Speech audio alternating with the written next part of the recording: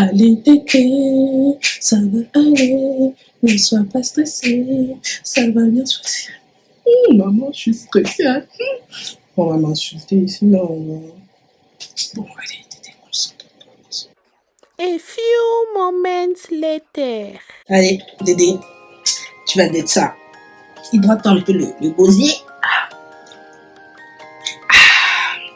Ouais, je vais commencer. Donc, 1, 2, 3. Hello, bonjour à tous. Bienvenue sur ma chaîne YouTube Adélia Smile. Ouais. Bienvenue sur ma chaîne YouTube. Je suis très contente de faire cette vidéo parce que ça sera la première de toute une longue série. De vidéos. Donc je suis là en fait pour vous parler de mon déni de grossesse. Le déni de grossesse en fait c'est quelque chose qui vraiment me tient énormément à cœur parce que voilà j'ai traversé des verres et des pas mûrs. Hein. J'ai vraiment traversé des verres et des pas mûrs. Aujourd'hui en fait je vous en parle en fait avec le sourire.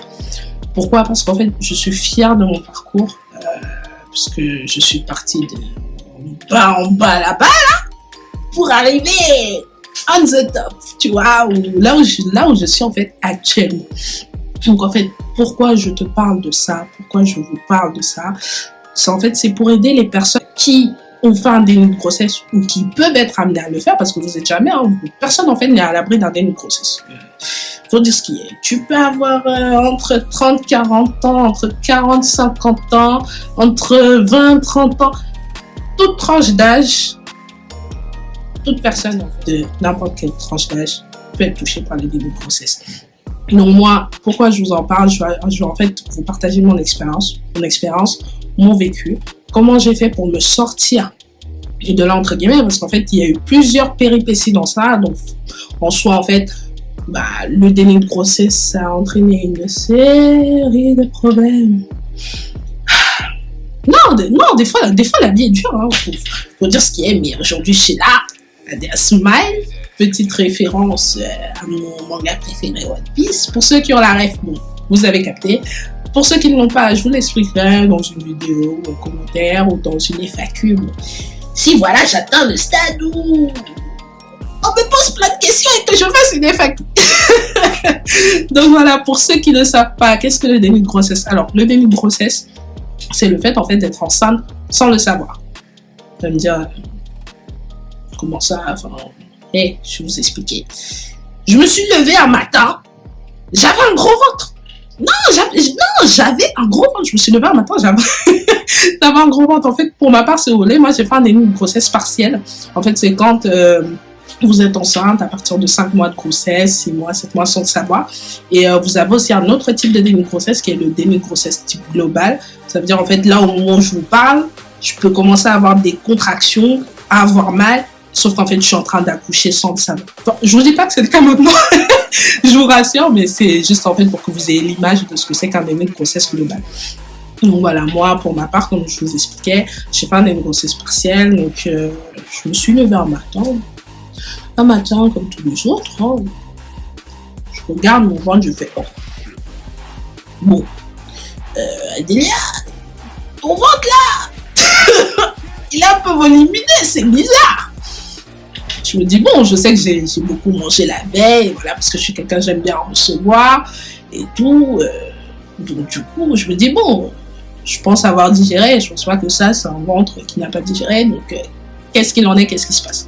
De ce pas, en fait, je vais faire tout de suite, la première chose qui me vient à l'esprit, c'est d'aller faire un test de grossesse. Du coup, je vais faire un test de grossesse. J'ai acheté, vous savez, un test de grossesse qui vous indique approximativement de combien de temps, en fait, vous êtes enceinte. Donc, je l'achète, je fais le test. Je vois, il y a écrit 3+. Ah. Ok, donc, Adélia, tu es enceinte. Le 3+, c'est pas assez précis. Il faut plus de précision. Qu'est-ce que je fais?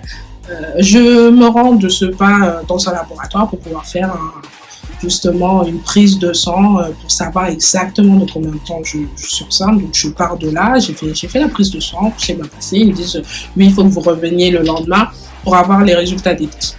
Ok. Je pars, donc sur le coup, en fait, je suis en train de marmonner dans mon coin. Je me dis, voilà, Adélia est enceinte. De combien de temps maintenant, tu ne sais pas. Plus le temps passe, plus en fait mon ventre clairement il est en train de grossir au fil des heures, mais je vous dis clairement il est en train de grossir au fil des heures. Et du coup bon, ça m'inquiète encore plus. Je me dis bon, Adélia, pas de panique, de toute façon tu as fait une prise de sang, tu auras les résultats, en fonction d'eux tu sauras quoi faire. Très bien, super. Le lendemain arrive, je vais prendre les résultats de la prise de sang.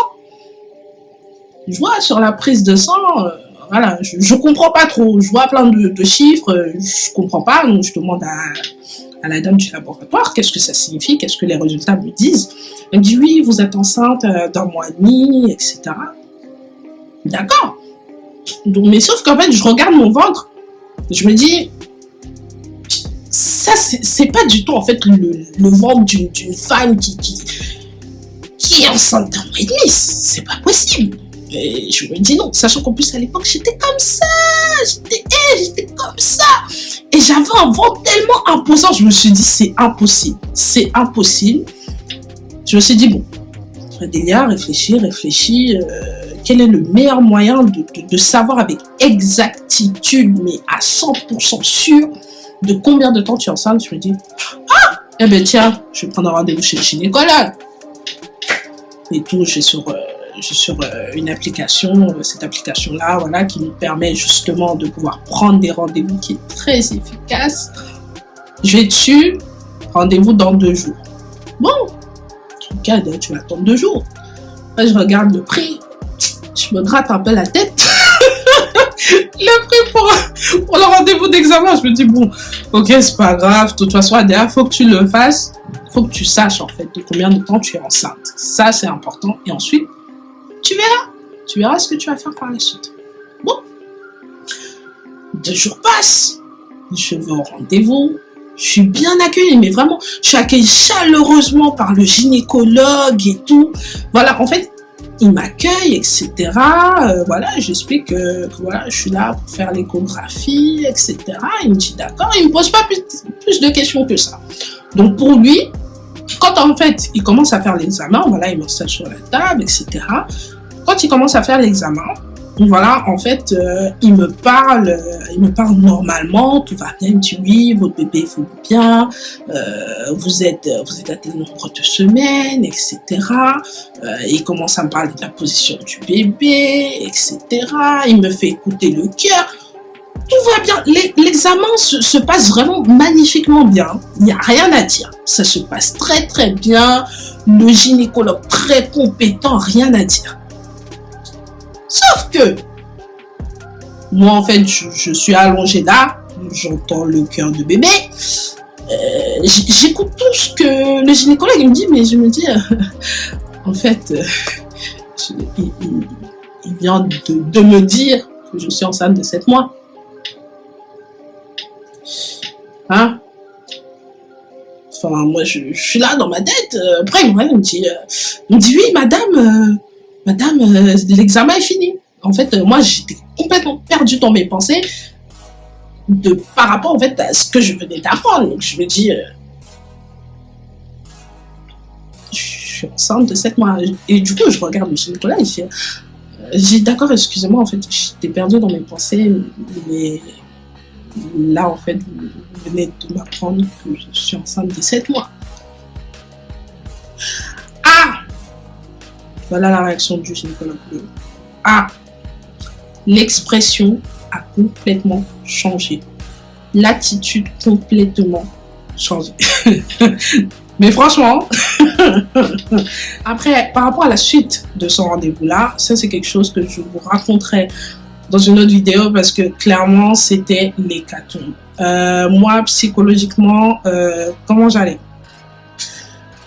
Comment vous dire que d'un point de vue psychologique, je vivais clairement au jour le jour. Voilà, j'étais étudiante dans ma résidence étudiante.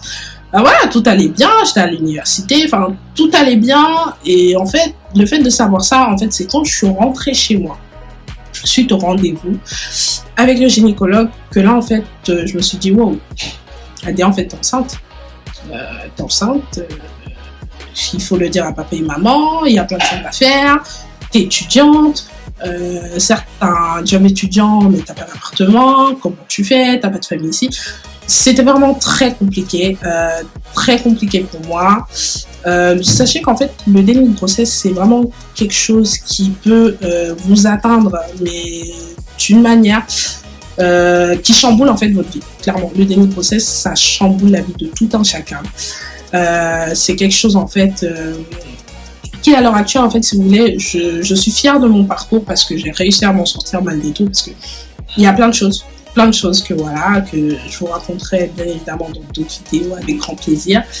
Mais là, franchement, à l'heure actuelle, quand j'y reprends, je me dis, je suis quand même fière. Je suis très très fière de mon parcours, très fière de comment j'ai réussi à braver toutes ces épreuves, parce qu'il y a eu énormément de côtés négatifs. À l'heure actuelle, il y a beaucoup de positifs, mais à cette période-là, c'était vraiment ma période noire. Je me sentais complètement seule, désespérée, désemparée. C'était pas évident pour moi. Là, aujourd'hui, je vous en parle avec le sourire. Parce que je suis sortie de là, je m'en suis sortie, j'ai bataillé. Dieu merci, aujourd'hui, mon fils, il se porte très bien, il est en bonne santé, il est en pleine forme. Mais voilà, c'est vraiment important pour moi, voilà, de vous en parler plus en détail, d'où pourquoi il y aura plusieurs parties, parce que voilà, c'est vraiment très très long, je n'ai pas envie de m'étaler, j'ai pas non plus envie que vous vous ennuyiez. Voilà, c'est ma première vidéo, j'ai pas envie, bon, soyons en bon terme. Donc en tout cas, merci beaucoup, un grand merci de regarder ma vidéo, je remercie. Venez nombreux sur ma chaîne, il y aura plein de belles choses. Ça va parler de beaucoup de sujets à la fois, ça va parler de manga, ça va parler de story time, ça va parler de... Bref, il y aura plein de belles surprises, plein de trucs. Et restez connectés, abonnez-vous, activez la chaîne des notifications. Je vous fais des bisous. Ciao, ciao!